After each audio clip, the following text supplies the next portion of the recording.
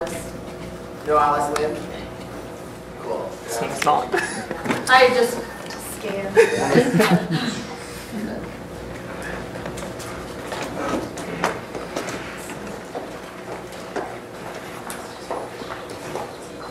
Also, so I don't like take time doing this before, like seriously, congratulations. It's really cool for everyone here. Thank you everyone for coming to watch. It's really cool. I appreciate everybody for supporting.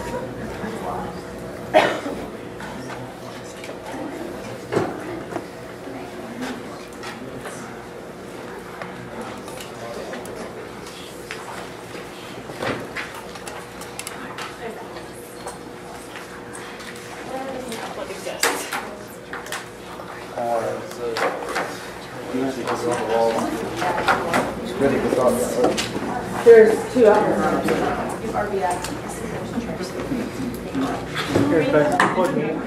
Oh, fuck, there was a table. Shit.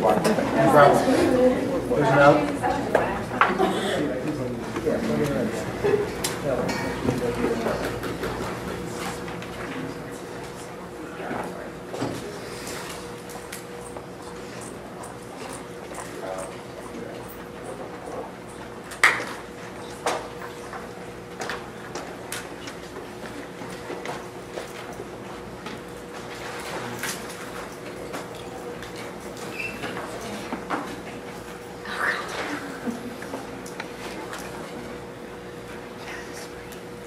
You be like super loud because this humming is. Yeah, I will do everything I can. I recognize this is not the best room, but it's good news for you. I have been classified before as a yelly debater, so.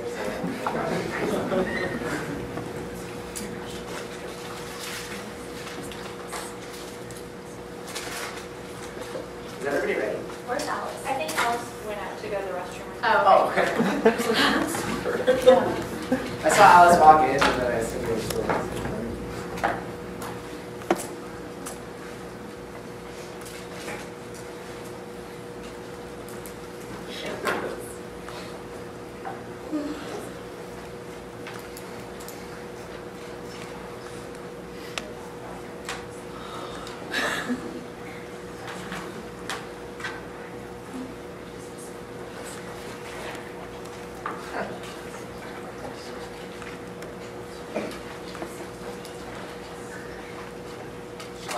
Just sent me a Snapchat and the Blades took a poster and put 2017 University of Oregon champions and put the sticky note on the NPTE. God damn it.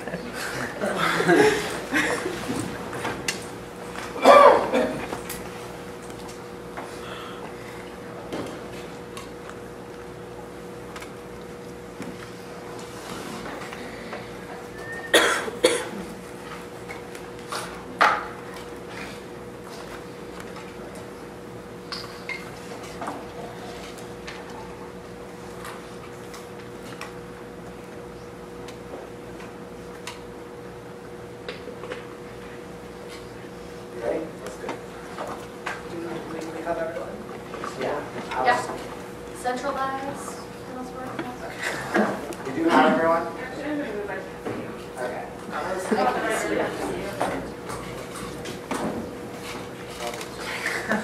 Now we're ready? Great. Observation 1 is the framework. The first argument is that discourse necessarily shapes reality. Our first argument here is intersex babies. We say that there is still a process which changes the gender of babies when they're born. We specifically still do perform genital mutilation on these individuals. Our argument is that we can necessarily ban this practice, but it wouldn't change the way in which we still treat transgender individuals. And the reason that transgender people are killed on the street, that's because we haven't necessarily changed the discourse surrounding it. But the next argument is serial policy failure. If any of our affirmatives right here, we say that we are necessarily a prerequisite to not convert to the affirmative because our affirmative must necessarily unveil the bad knowledge production of the status quo. But the next argument is that rhetoric necessarily gives power to certain understandings. We say that the way in which we talk about things shapes the way in which we think about them. And this is also real world. But the next argument is that knowledge production is not neutral. The first argument is that generic policy discussions are replicative and always normative in nature. This means that role-playing necessarily makes us objects, and this is ontological damning because it makes us puppets who always replicate state-based violence, but also makes us objects to be acted upon instead of recognizing our own individual autonomy. This means that debate should be about breaking the confines of Norman language and modern civil society by embracing our own autonomy. Thus, we may take steps to solve biopolitical control. But the next argument is that integrating this type of education is necessarily a key internal of the ballot? The role of the ballot is to best interrogate state-based epistemology. Best interrogate state-based epistemology. Whichever team does that should win. Yada, yada, yada, you get it.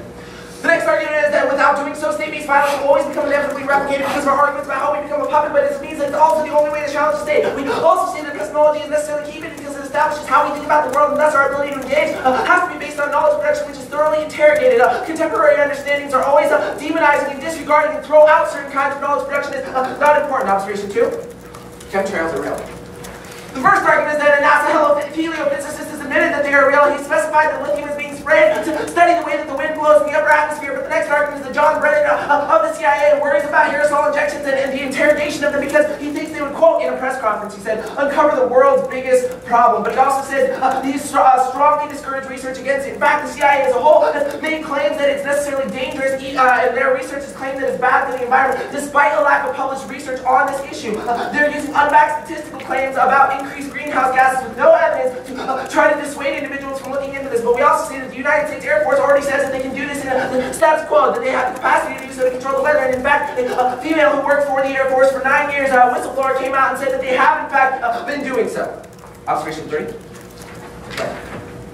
The United States federal government will substantially increase its funding for the development and implementation of stratospheric aerosol injection by deploying atmospheric aerosol tracking. The United States federal government will substantially increase its funding for the development and implementation of stratospheric aerosol injection by deploying atmospheric aerosol tracking. Next is the advantage. We say modern political discourse necessarily grants conspiracy theorists as quote-unquote deranged or delusional individuals who cannot separate reality from fantasy. You say that this always means their knowledge production can be pushed to the periphery, and that anyone who does not fit into what state-based knowledge production ought to look like can necessarily be completely disregarded and dismissed as a paranoid individual who isn't worth listening to. But we also say that numerous conspiracy theorists have been confirmed through evidence with no acknowledgement of wrongdoing by the United States federal government and no action by its citizens. The first argument under this is the Gulf of Tonkin. There was literally several days of shots being fired on ships and back and forth communication and radioing about the Gulf of Tonkin incident, and President Johnson got a joint resolution passed which granted him military jurisdiction without a declaration of war to invade. We say that they knew all along that it never happened. In fact, President Johnson himself said, for all I know, our Navy was shooting at whales out there.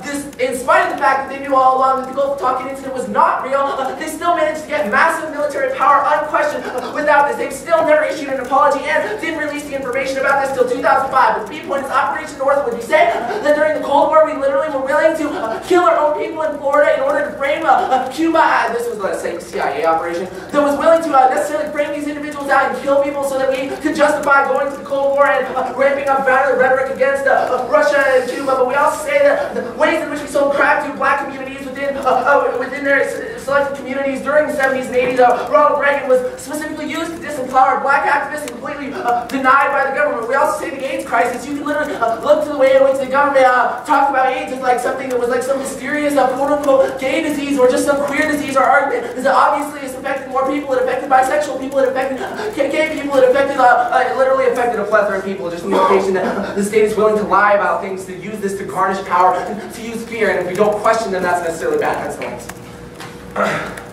We say the rejection of conspiracy theories props up a violent state power. The 8th point is, what does it really mean to be a conspiracy theorist? This is what we call into question. What level does questioning biopolitics make conspiracy theorists? The state can always disregard anything as a conspiracy theory which does not fit into what they think is necessarily good. But we also say conspiracy skepticism is a tactic used by elites and institutions, allowing them to commit atrocities, murder, and oppressive violence without consequence. Thus, our recognition here results in suppression. We say this is a uniquely good place to do so because there are a lot of individuals in this room who may operate under the lens of state power, but don't necessarily always question. Our argument is that the resolution asks us to never question state power, to just affirm it as object of that state, but we resolve the way in which this narrative functions in the status quo. The impact? We say that miscalculation without questioning always leads to indiscriminate violence, where individuals are always able to justify the violence that's committed because it's a narrative that is propagated by the state or by the collective of individuals around them who necessarily think this is good. This means that violence against deviants becomes inevitable in a world without the affirmative, because any deviant bodies or any deviant thoughts can always be lashed out against or pushed down underground as seen as not important. But this also means the second impact is the government totalizing control over regimes of truth, forms an oppressive state-based power. We say this state-based power is necessarily invisibilized because the state can always suppress it and push it underground and just frame these individuals out as unimportant in the first place. So if they're able to do this, then their state-based violence always becomes invisible. Thus, we are able to expose. That's all. We represent a direct challenge to the knowledge production of hegemonic think tanks of the status quo. We represent a pedagogy of conspiracy theories that deconstruct the way modern violence functions. We say that we posit an alternative to the way in which state-based knowledge production has functioned. Our metaphor via the plan necessarily exposes the way in which the state has done this before. It exposes the way in which chemtrails function because we ask the United States federal government to admit to it and to come to grips with it themselves. That's our argument about how exposure functions. But we also say that this is literally the #1 conspiracy theory in the status quo, meaning this one is probably a pretty uniquely good one to reveal it. The most people believe it, but we also say the most important argument is that we are just the metaphor of skepticism towards larger structures and values. Thus, we are the first step towards verification. It's not important whether the one you see itself is true, but rather or not it can be characterized as quote-unquote insane, which means the question that you ask yourself at the end of the day isn't necessarily this specific conspiracy theory, but whether or not the affirmation of conspiracy theories is important to undermine the way in which state-based knowledge production works in the status quo.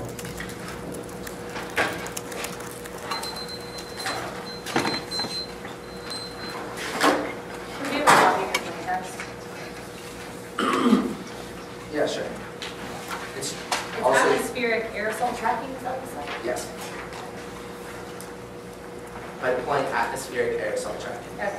What is that? So like, one, we don't defend it on. Yeah, I know.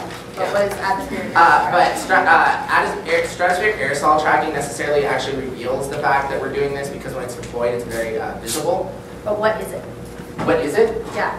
It's just like a method to track the aerosol particles that are in the air, like to make them visible, like exactly that. It just makes them visible. Oh, I see what you're saying. Yes.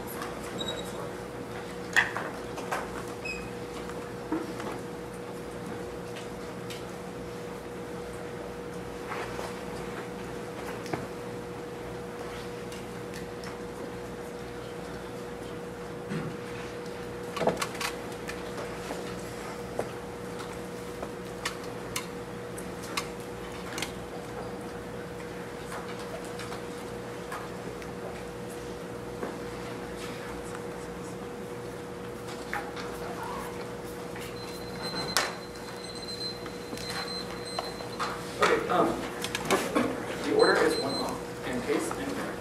Case and red? Yep. You just sign first. Is your one off? Okay. No.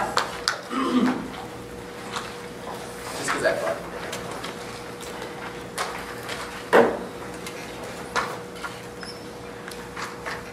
Is everybody ready?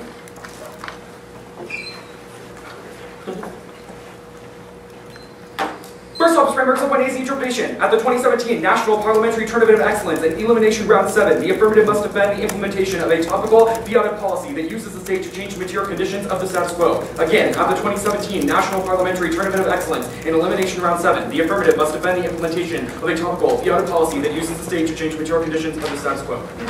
Next violation, first argument is that they are not defense of an actual beyond policy. They are endorsing all the representation of an not the actual sexual policy, which ultimately why they violate this. They do not use beyond as well, which indicates they violate this. They are also they also do not actually implement this, which means that they are not getting to talk use question of the implementation of the resolution, which indicates that they cannot be at that point. Next argument is the reason for fur. First argument is resolution integrity. Arguments the resolution is a comment that can bring things together and implement the plan for to be able to understand the representations of. And behind it is also critical, particularly to be able to deliver your BMC. Without this, we just leave the group taking the echo chamber that constantly affirms the affirmative without actually looking into why it can be that. The second argument is that the affirmative sets about precedent. One is that this is an elimination round of the NPTE that lots of people are watching, which indicates that it sets a precedent for the next year, which means that all precedents are magnified. If there's 1% precedent, the standard goes bad. It indicates you always look for the next argument. Also, it's our statistic and indicates when we talk about different points of concern other than the resolution that we would always talk about, which goes into sexuality because it means the resolution resolution comes up that talks about altering forms of violence. We never discuss this whatsoever in the next argument. What? We also don't talk about environmental racism in the context of climate. We also don't talk about environmental racism in the context of climate change whatsoever. We just start talking about conspiracy theories. What's what we get our arguments by that. Later in the next argument is destroying intersectionality. Ultimately dissent to this because they have no we're on their side, which indicates that you always lead to intersectional targeting and violence. If their argument is self-reflexivity, our argument is the affirmative does not influence the policy, which means they never look at what actually happens after. They never look at this as ways deliberation. That means that the negative never is able to deliberate, which means that you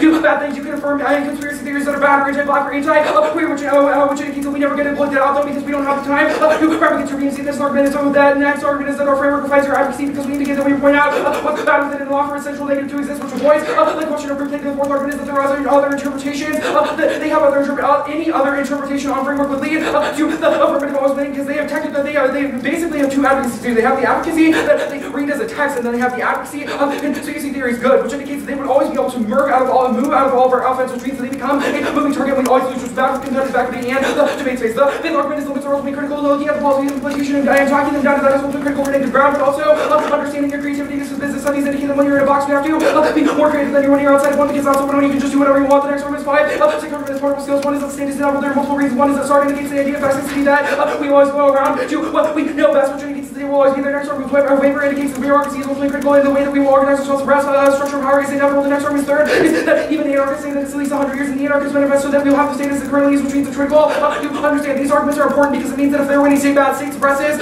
any sort of conspiracy theory, they are wrong because the state is inevitable, which means it's critical to engage that. The next argument is allowing for reformism is ultimately critical, which is the affirmative. To be able to understand the state is critical, to be able to check it back. The next argument is research, researching and implementing the state's policies, understanding the state and making demands on it that can actually be followed. Without that, the state will just stand beyond this and remain stagnating. The power that the state has, the affirmative is defeated, and also because it looks away from the state says that any movements that have used the state in the past will ultimately advancements in the races. It says that they should go home. The next seventh argument is that there is a topical fiat version of the affirmative. They can question the stratospheric aerosol injection of the United States to the past with new technology, question the way in which the United States federal government is going about environmental policy through a topical affirmative. Then that's something else. The next argument is an argument is which side debate will be able to resolve this argument is that they can read this on negative. No reason why it has to be here. Next is voters. First argument is education fairness. We indicate that education fairness is ultimately critical too. The girl link in education is ultimately important because it is the indication that we get to learn things are debated. The reason why we come here. The next argument is groupthink. Argument is with groupthink is the impact of the PMC and guts of their offense and also transit because it means we never find our advocacy and we just believe things that people say without actually testing them. The next argument is a priori. It has to come before the affirmative because it is question of the theoretical legitimacy and that means that you should vote affirmative. Yeah.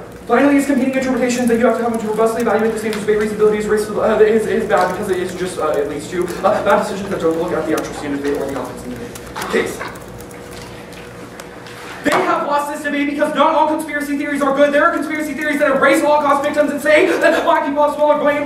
Our argument is that these types of things are bad and need to be hypo-tested through the status implementation to understand the consequences of what happens. You cannot just affirm that Tom convey as one instance of conspiracy theory and then say that they are good because you read leach impacts that you don't even understand because you don't look at the consequences. It's not falsifiable whatsoever either, which means you spoke them down on face because you can never understand that the affirmative will actually be a good thing or a bad thing, which means you would default to the negative. The next argument you say is that discourse shapes reality. We agree that discourse shapes reality, but it's a question of what that discourse leads to. If that discourse can justify things that are bad, then it should be put down. The only way that you get to that is looking at the consequences of being able to test it. The next argument that you say is that you use the argument about gender intersex individuals. We indicate that the state is a locus power people. So even if there's rhetoric that is happening, the state leads to small forms that lead to people getting uncomfortable with their subjectivity, which indicates they can actually lead to more forms of the status of your argument would never be seen by other people. The next argument is serious, but you say you say that zero policy failure happens. We indicate that no zero policy failure is the wrong way to look at this case. Reformism can resolve that question. It's not a prerequisite. Shall have a prerequisite. Do the way in which we hypotest your argumentation. Already answer the argument of how rhetoric changes. And you say that knowledge production is not neutral. We agree with that, but we say that to understand whether or not knowledge production is neutral, to understand the way that knowledge is produced, we have to look at the consequences of that knowledge that you are affirming. The next argument you say that we need to break normative discourse. You do not break normative discourse because there are conspiracy theories that are normative or that hold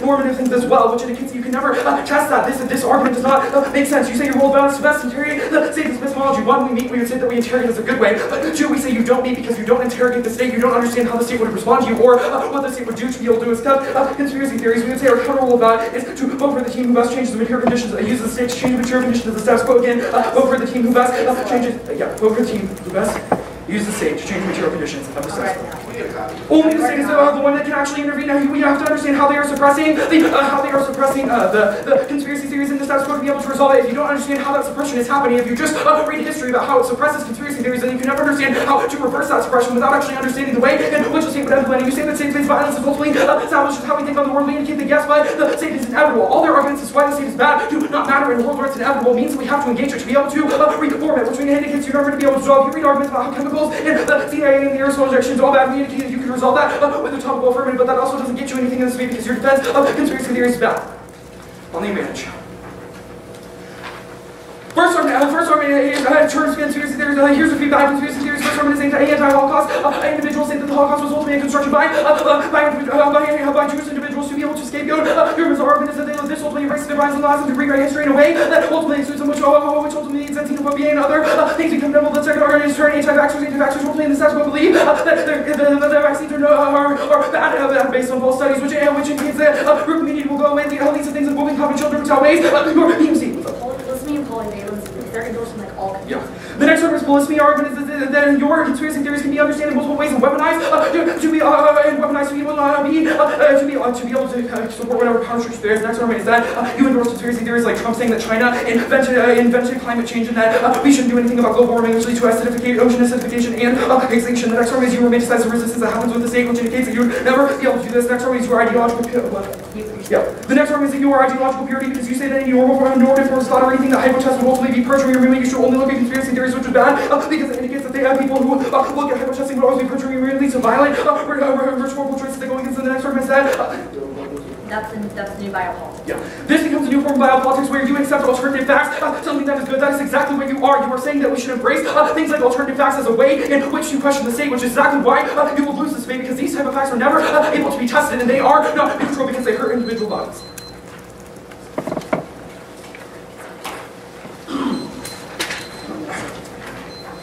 My first question is, your first standard of resolutional integrity, how specifically do you lead a groupthink and echo chambers? Because we're not able to generate a central negative against you when you're not defending the implementation of your plan because everything that we prep is based on the fiat and implementation of a resolution, which means we have no way to go against you. So you would always be able to win and functionally equate to groupthink because we don't have a way to argue against you, so there's no clash. Is that reciprocal? Like if we only prep for like critical arguments, would that?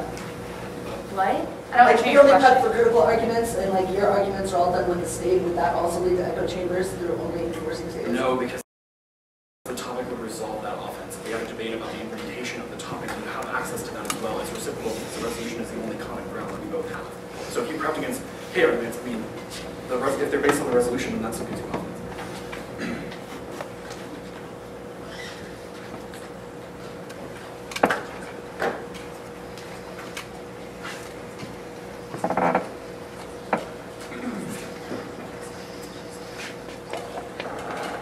Okay, you said that this sets a bad precedent, so if there's a 1% risk that our advocacy is bad, that means we should be dropped. It's a 1% risk that you set a bad precedent because you're not engaging the topic. This results Right. in ignoring Okay. critical issues within topic implementation. May I ask my question?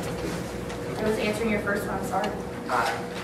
All I'm trying to get at here is there a risk that maybe like framework debates also set a bad precedent? Like when we say that challenging state-based power is good, is it necessarily bad to just say we should reject conspiracy theories on face? So we would contend that you can still challenge the state through our framework arguments. That's the point, is that there's a way to challenge the state topically and still give the negative access to the debate. Let me ask this. If there's a 1% risk, right, because you have a 1% risk argument, if there's a 1% risk that your advocacy necessarily culminates in unchecked state-based violence, does that mean we should also drop you? We would contend that that's not true and that's debatable. We would contend that you could still interrogate and reform the state under our framework arguments, which means that we shouldn't lose. But also we're not setting that precedent because we're in the negative, which means we negate the resolution.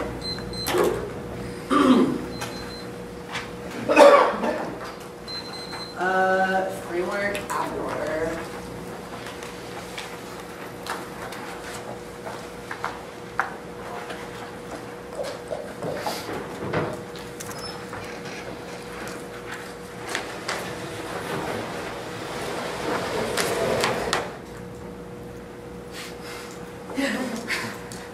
I feel more confident in the podium. Can I have your timer, baby? Sure can. It's my guy.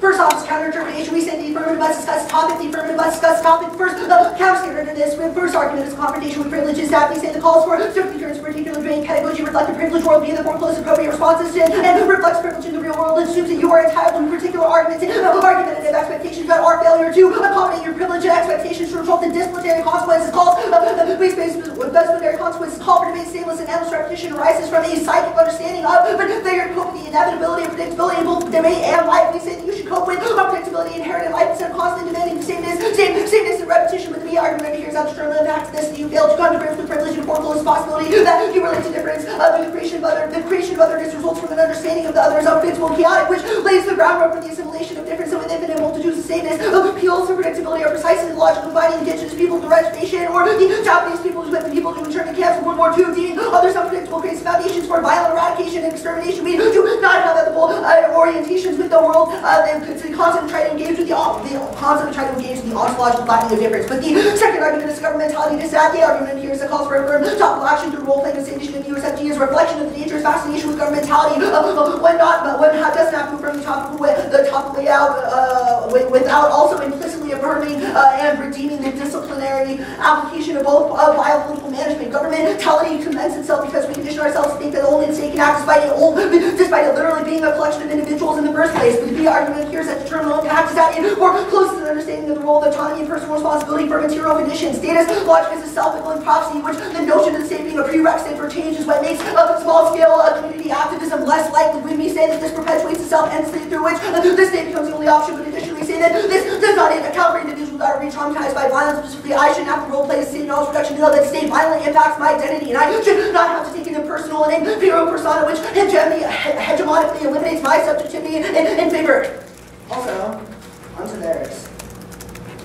First argument, they say resolution of academy. We say alternative methods are key to check back, dispense, specifically we're able to have actual debate about understanding how to best make material change in the debate world. Specifically, we say this doesn't necessarily happen around the state. Specifically, we say that not all people are going to move on to become role players. Specifically, only queer person in a person politics to ever become to ever run for U.S. Senate had more money lobbied against her than any other person literally in the history of the United States. We say this indicative of the fact that some people don't have the same access to being able to challenge us, meaning that I do not have the same access to policy making levels of a lot of other people, which is probably just going to be an indication that I shouldn't always have to from the state action. Certainly when we response to bodies, should we say that state mentality is a grouping and it leads to an echo chamber in which we only discuss things in terms of state. We say this when during their paper because they question their epistemology and the way in which they were constructing knowledge in the first place. They see self-respect, reflexivity, and they don't have time to prep. We say that unpredictability is inevitable. Simply say we defended a policy action. There are a lot of micro actions which we would be able to check back against this. We say that that's indicative that you probably wouldn't predict our policy if we had defended the topic anyway. Additionally, we say that us that we're talking about the topic of results is often specifically where we're able to actually have a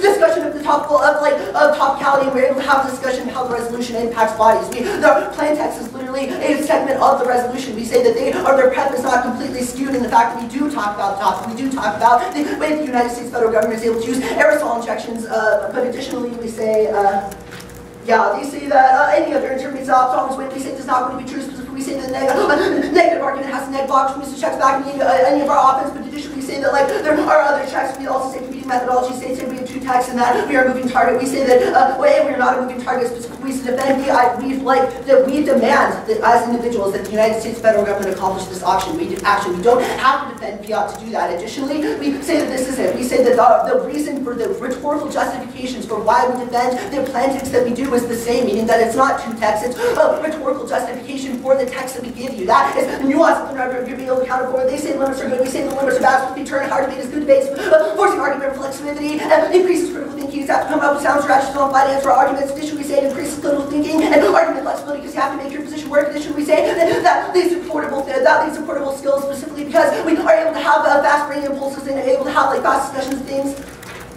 They say the state is inevitable. We say we don't care. We just have to question the state. State is rhetorical justification for action. We don't have to win. The state is always bad for that. We deconstruct the state. We just say the question the state is rhetorical justification for action. The question the ways in which they are so able to subvertly hide their violence is ulterior. We say that even if the state is inevitable, it doesn't have to inevitably be unethical. We say that our government is a key starting point in actually making the state ethical. They say that the topic version of aerosols. We think there's no topic version of aerosols.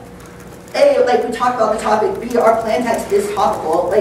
See, we say the topical provision necessitates that we perform in a certain way. We say that this mandating that we perform in a certain way is necessarily a form of policing on our bodies and a form of policing, and you can get flex time. Oh, yeah. Policing various identities, which is necessarily going to be violent. They say suicide-based assault. We say there's not going to be true specific partisan policy. We are not able to be neck on this topic. We violate specific beliefs for why we should question government action, and we should question the reason why the state always demands action, always demands action, always demands action without actually questioning its control justification. We're going to be waiting on that on the voters.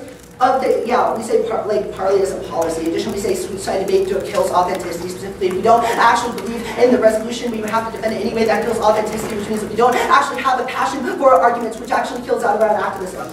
They say it's voter fairness education. We say that we internally to education. We say fairness arbitrarily stretching inventions. We say that, and ironically, towards fairness things are no clear arguments how where fairness is occupied. They say three things terms the we say group things status quo in terms they say they must be evaluated for the affirmative. We say that they may be remediating all the arguments. We say that the role of ballot must have been necessary prerequisite because they have to question the rhetorical justification for saying before we can actually endorse state action. We say that that's a conceded argument out of the block. Additionally, they say competing interpretations about, we say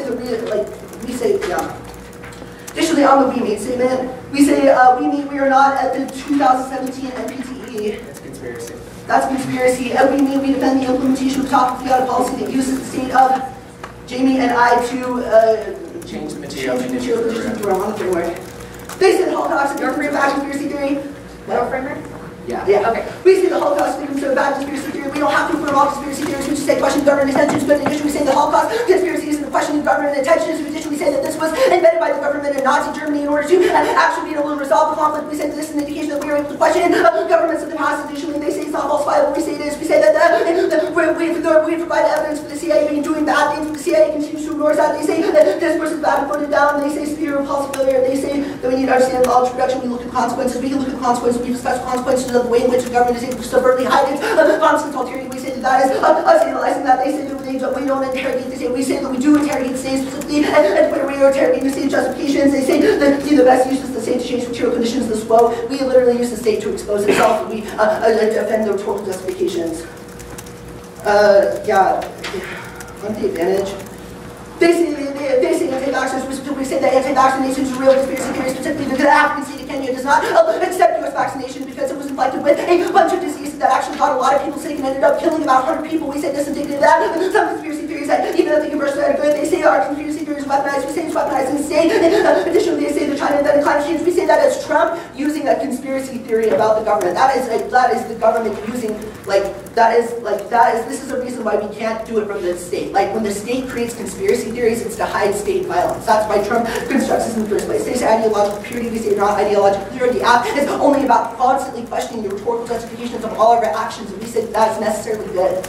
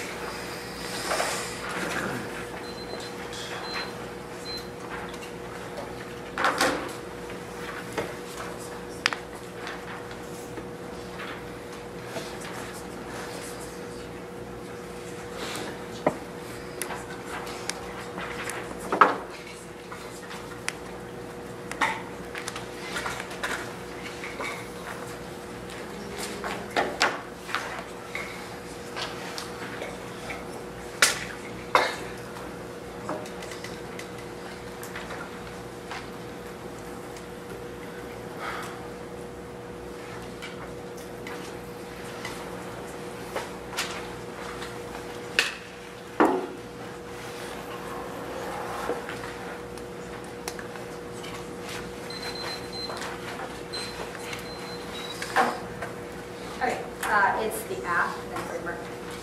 Just the app in the same word? Yeah.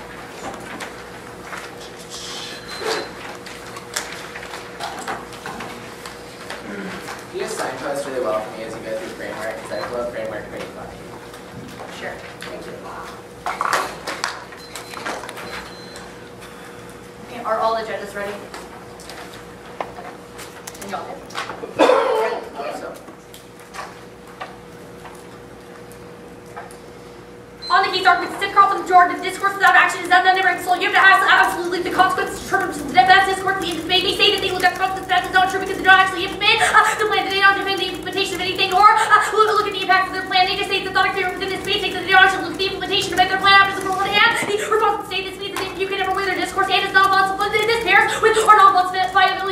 cannot falsify their discourse, that they do not actually have any consequences to weigh with. They say that they look at consequences, but this is not true. That is not the argument of the affirmative they engage. They say that they're just not expected to engage in like a revealing of what the state actually is, and they do not defend the implementation of the plan because they say in the first place they are defending fiat, which means that you aren't looking at the consequences of their action, which means you can never find a way to weigh our discourses. It's just arbitrary if they say that we're a thought experiment. There's no way for you to weigh the debate that actually initially except across the before argument that they engage in serial policy barrier without engaging in reformers, and they say that they are reformers about the state because they're interrogating as it is, but our argument is that because you don't engage in implementation, it means that you don't understand the role playing. Say, look, our argument is very clear. It is that you have to engage in a form of fiat implementation plan to understand how the structures of the state work, how things such as policies pass, how politicians react, etc. This is key to activism because if we do not understand how people that exist within the structures of power respond, it means that we can never be good activists. Our argument has never been that you have to actually role play as the state. That has never been our argument. We do not say that you have to seek agency. We are also two queer individuals. We do not contend that you have to identify with the state, but rather that you have to role play as the state and role play that implementation in the debate space to understand the way that the state power structures function so that you can understand how the state can resist you so that you can prevent that resistance from happening. Additionally, the next argument is across the number 5 argument, you must implement the plan to test your knowledge production. You can see this argument from the get-go. The next argument you say that I'll roll the ballot. You say that you use the state to expose it. Extend across the argument that you're not actually interrogating the state.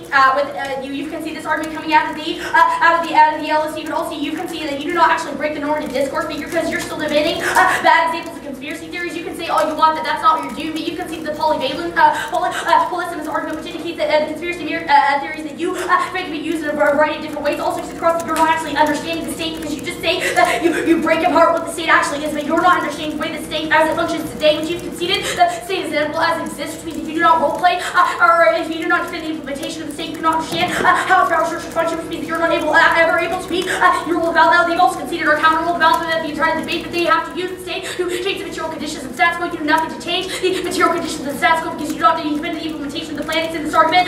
Cross now. Am I going to the advantage now? Extend across the number 2 argument about how conspiracy theories are used to engage in things such as anti-black rhetoric, and also how they're massively blasphemous. You say that you're not defending all conspiracy theories, and this goes to their blasphemy argument that what blasphemy means is that things such as saying conspiracy theories are good can be used in a variety of ways. For instance, the right can take and mobilize your movement because you're not defending the implementation of your plan. Means that the right can take the movement and use it and weaponize it on their own. Then you say against our Trump argument, which is our example of this, that Trump, this is an instance of Trump was saying this before he was the president, or even a politician, which is indicative of the fact that conspiracy theories can be bad made by individuals as well, which means that you do not value these types of arguments, and you would prefer the negative because in a world where they have implementation, we can actually weigh these consequences, but in a world of the affirmative, it means that these type of nebulous things can exist with nothing to check it back, which is why you would vote on framework. Additionally, they say that they're not ideological pure, they're just a question of action, but our argument is that you're the new form of biopolitics, but you do not, you don't accept things that are not the right type of conspiracy theory. You make it very clear that there's only one pure way to engage in conspiracy theory, which means that you purge because you can decide what is and is not. Yes, there may be some bad conspiracy theories that you exclude, but you also could exclude the good things as well, which means that you're the new form of biopolitics. You can see this argument, which is offense against you, and also you can see that you are also ideological pure because we do not have a central negative against you, which means that we can never engage in this debate space against you, which means that you can always violently purge us from your movement as well, which means that you're not only you're not able to solve it, you are a new form of biopolitics, which hurts the entirety of your app. You have anything else on the app? Okay, framework. As an overview of framework, they engage in a massive double turn in the NG. First, they say that they are topical, then they say that being topical is bad because it forces them to roleplay something that is aggressive. This mitigates all their offense, so they put this on the flow proper now. First is their current interpretation. They say the app must discuss the topic first. This is not competitive at all because under our interpretation, you would also have to discuss the topic, but simply you would have to spend the implementation of a plan text that uses the state change material conditions to status quo. This is massively, you can see there are violations, both of them. Neither of them are about being topical, but they are about your use of fiat and using the implementation of policy. Additionally, we contend this is about interpretation. You could discuss the topic but reject it entirely, which means that this is not an interpretation that you would weigh. It is also not competitive, which means that you would default to competing interpretation. They do not make a reasonability argument, which means that you default to our interpretation over there. The argument they read is confrontation with privilege. First is that this is not respond to a number 2, somewhat beyond our argument of the bad precedent stated, which says that you're functionally engaging in a form of narcissism. We contend that you're functionally a form of privilege because you ignore resolutions that bring us issues of, for instance, environmental racism, because you don't actually discuss the implementation of the resolution, because you don't understand the policy implementation for instance, stratospheric aerosol injection, which means that you're not confronting your privilege. But additionally, the next argument one is that you're also engaging in a form of privilege by never actually discussing the implementation of the topic, because it means that you don't actually defend anything think you could just talk about your thought experiment without ever experiencing any type of consequence, which means that you are functionally this is the privilege and role of our interpretation. You actually have to defend your argument, which means that your argument can defend against the negative, which means that you would be confronting your privilege and the role of our interpretation. You are once engaged in second violence because your ideological pure. The next week you say the government mentality this. The first one is the state is inevitable. You concede this argument in these arguments, and if you do not engage in the state in the way it exists through the integral implementation of the plain text, it will mean you will never be able to solve the A, B, C argument that both the start and Mark Dack's favorite and in order to disagree the state exists in its current form, which means that you have to engage in it. Also demonstrates that our interpretation would still confront issues the government has we allow for state performance, and you concede the argument that we allow for better form of performance and because we allow for an understanding of how the state functions. And additionally, next we would consider our interpretation is key to autonomy because the last first to understand is individuals that exist outside the state to understand how the state functions so that we can become better activists and get access to portable skills to respond to politicians. The next one using the alternate methods would check back to the issues of the resolution. I don't know what this argument is or how getting access to ground is not an offensive reason to vote for your interpretation. Is not a statement that you can weigh against us. Also, we would contend that ignoring the resolution means that we cannot engage in the second debate. This is number one argument in the resolution. Integrity do not engage in implementation. Next, when you say that not everyone can roleplay, I've already given this argument that we're not literally asking you to roleplay as a state, but rather just to defend the implementation. What? Where are you? On the framework. I'm answering your line by line. We would contend that we're not actually asking you to be the USFG, but rather to understand how the USFG functions through the implementation of Plan D. Next, if you say that the state results in groupthink arguments, first, this is not true because we allow for the self-reflexivity argument. Our third statement that you conceded that, and we're not able to have sexual negative against you because we do not predict you. It means that we are never able to engage in debate against you. Means the groupthink argument, and then you say unpredictability is inevitable because the policy could be bankrupt, but topically would also check back. But the fact that you still have to be topical because the resolution is the epicenter, which means that even if you read a parameterized app, we still have access to ground to things such as politics, systems, etc. Next, if you say the block checks back, no answer to this because you have infinite afflex, which means that we cannot engage against you. Next, when you say you're not moving hard debate, yes, you are. You engage in your speech text form. Your response. Next, when you say a hard debate is good debate, that would be an argument for us because we argue that creativity is better than content limits of the resolution. This is our limit standard to send that across down. Next, when you say that hard debate is key to portable skills, I've already answered this argument as well. Next, you argue say that you are questioning the state, but you're not questioning the state because you're not actually engaging in the implementation of the laws, which means you don't understand how you're able to solve. Next, if you say the plan text topical and a topical version does not exist, but I've already answered that it's not about a topical version, it's about the topical implementation. Your plan is you read the topical version, but you don't read the implementation. We're not going for switch debate, we're going for topical version. The app, we're also going for the number 7 form. It's an argument you have to answer. You say this is arbitrary, but our arguments are specifically about education. We talk about how we can't have access to education and think it's inevitable in the world the land because we cannot clash against you, which means we cannot have education about the topic. We send across our standards of groupthink and a priori. This comes first.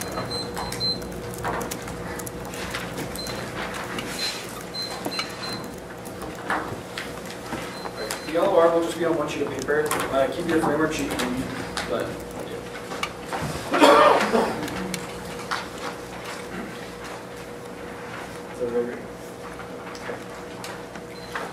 Washburn BK won this debate when they conceded that testing the plan is a good thing. We need to have the implementation to be able to understand the affirmation of the conspiracy theories that I read. Our argument is that there are bad and good conspiracy theories, but to be able to understand which ones are bad and which ones are good, you have to be able to test the implementation of the plan. Without that, we lead to pernicious ideology getting direction like Trump's ideology before he was president, saying that climate change is bad, or the ideology say things about Asian blackness. You lead to a runway where every conspiracy theory is equally attributed and is never tested for its legitimacy. The second reason why we have won this debate is because you filter all of their offense on framework through the state being inevitable. Our argument is that they cannot win an offensive reason on framework if the state is inevitable, because it will always co-opt every piece of offense that they have if the state is inevitable. It is not enough for them to just say that we critique the state, because our argument is that yes, critiquing the state can be a good thing, but you cannot critique the state without understanding the lines of flight that the state uses or how it can actually respond to your demands, which indicates that co-opts all of their offense, which means that we won the debate.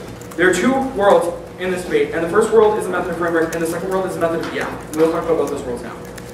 The first argument is on the method of framework. You filter this sheet of paper through competing interpretations. Well, our argument is that they do not have one, which means that they do not control the uniqueness question on the framework sheet, which indicates that they cannot have any offensive standard to it whatsoever, because they do not have a competitive interpretation, and they have conceded that is the way that you view this, which indicates that you can stop the debate now, and we would win. The next argument is you've also conceded that state interrogations are ultimately critical, which outweighs 100% of your standards. You will go for these arguments about how fascination with the state is ultimately bad, but your argumentation is that you should be able to critique the state. Our argument is that we are just a better method to be able to critique it, which means they outweigh you on the standard, but we also outweigh you in terms of the privilege arguments, because you make arguments about how we want you to be predictable and that sort of thing. But our argument is that you are narcissistic because you reject any other form of oppression other than the ones that you want to talk about.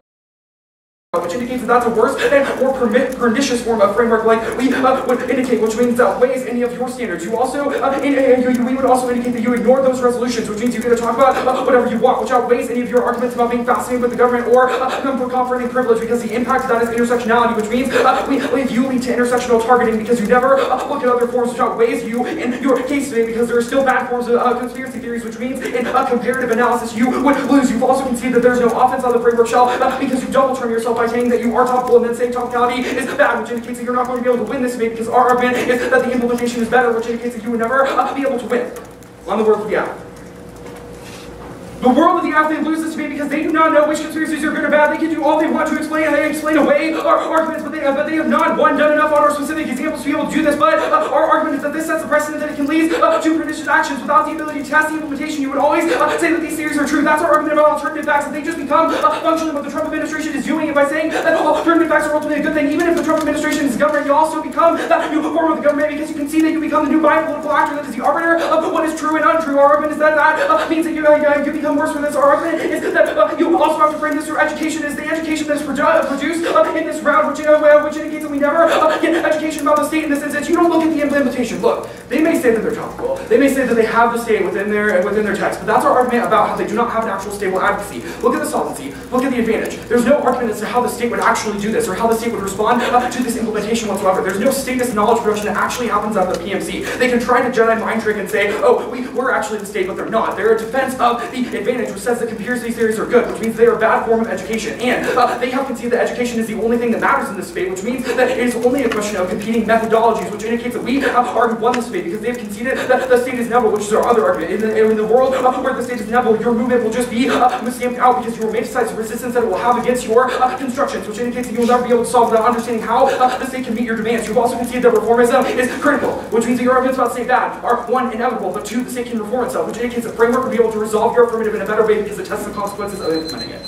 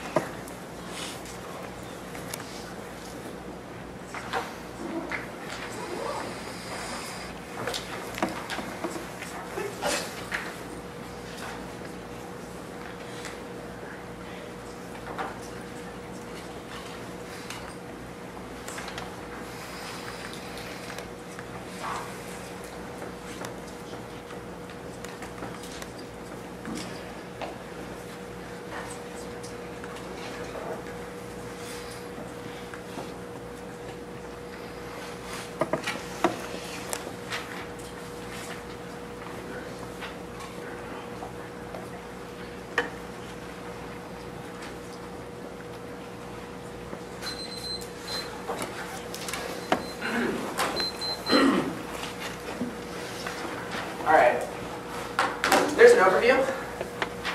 The framework on top, or sorry, not their framework, but rather the app framework, just like the app street guide. Be some brief extensions there. And then I'll be obviously talking about their framework. A lot of work on the counter interpretation, so I'll keep that pretty close.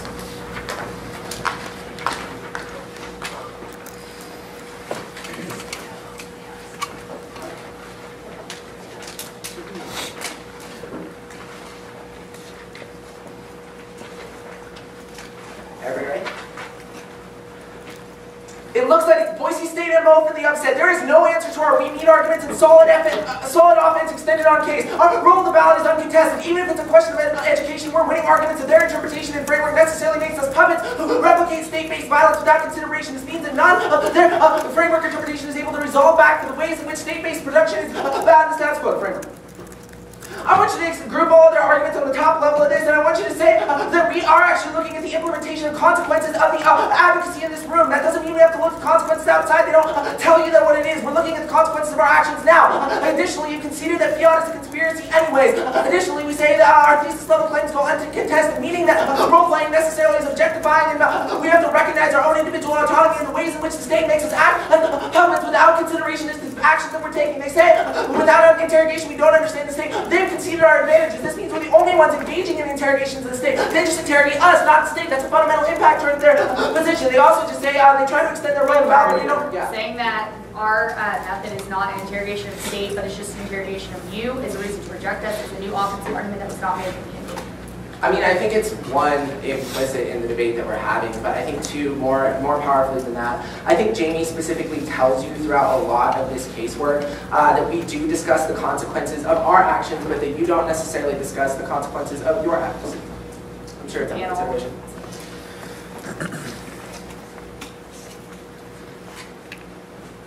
Our role of the ballot is ultimately able to encompass yours because none of your role of the ballot matters, and our argument is correct that without interrogation, the state-based epistemology, the state-based violence is always replicated, meaning that your role of the ballot is always necessarily bad, but that you have no access to our role of the ballot because you don't answer it in the first place. This means that challenging the state is necessarily good and key via our advocacy. Yes? This is true if it's right that Trump uses alternative facts to justify his actions. Put that on the yeah. Okay, this is true if it's right that Trump uses alternative facts to what, Jamie? To justify his violence. To justify his violence. Yeah, that's true. That means that the reason as to why we have to question state-based interrogation power, we fundamentally impact this question in the first place. If alternative facts are being used in the status quo, then only our advocacy can resolve it, not theirs. Their advocacy would ask us to utilize alternative facts in the first place. Again. They say that we result in the purge on ideological purity, but they conceded Jamie's argument that's really fire that the status quo is necessarily ideological purity in terms of the state.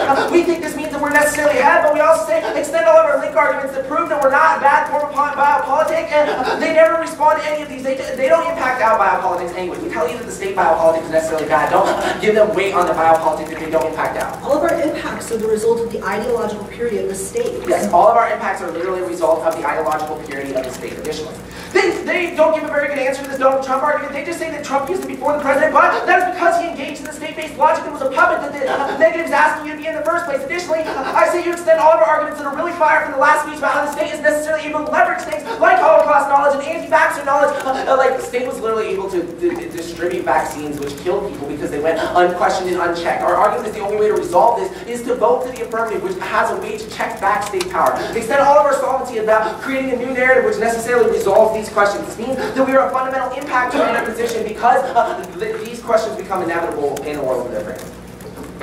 The counter-interpretation. They say there's actually, do we meet first? They have conceded Jamie's argument that we mean because we're not at the 2017 NPTE in the first place. We're not even here. This means all their interpretation offenses necessarily solved, but they've also conceded Jamie and I's argument that we change. We act as a state which changes the material conditions of the room. This necessarily means that it's a topical version under our understanding. They try to say it's a double bind, but we're saying that we don't have to necessarily affirm the way in which the state would understand this topic, but we have our own unique affirmation. Relying on the counter. They're pretty non-responsive here, and this is why even if you're buying the argument, any of the arguments that are still left on the floor, you would still necessarily vote for our education. There's a couple reasons for this. They say that they don't have to respond to this because it's a bad precedent, but we say this is non-responsive to the argument we're making in the first place. I think the argument that Jamie makes here is really good. We say that you need to confront the unpredictability because unpredictability is necessarily good, and when you don't confront unpredictability, it becomes a weapon of the state. Hence why indigenous populations can be justified to be wiped out because they were seen as necessarily unpredictable. We say that this is a unique form of privilege. They just say it's privilege and we don't discuss implementation, but this is fundamentally non-responsive to our argument that sameness and repetition becomes inevitable if they don't come to grips with difference and unpredictability. If anything, the affirmative has inroads to this because we do come to grips with this. This means the education they produce is fundamentally bad. Additionally, don't give them a priority. There's no extrapolation of what that means in context of the role of ballot. Additionally, we say that our education is necessarily good and that we fundamentally impact her in their education, which means you don't vote on that either.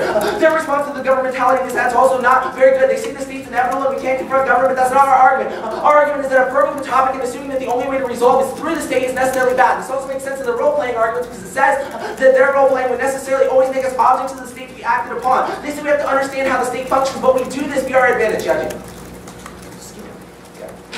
Lastly, I say there's no extrapolation of why this is a priority. Meaning if we're winning any risk that their education is necessarily bad, you don't vote for them. But additionally, I think we're just winning that we're intersectional. That's the only piece of offense left that they have. We intersectionally explore a multitude of different oppressions. I know you have some insight left. I'm super sorry, but any argument that the affirmative would be able to resolve questions of intersectionality is straight.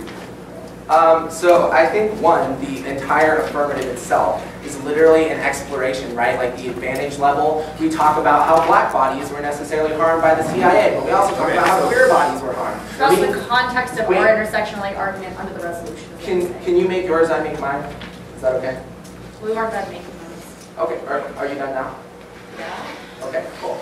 Yeah, our argument is that it's inherent in the first advantage when we discuss a multitude of different oppressions, but also I think Jamie tells you here that you're necessarily in an echo chamber because the way in which you've understood this is already a form of groupthink, which is only operates through the state, which is necessarily non-intersectional in the first place. Under consideration. Cool.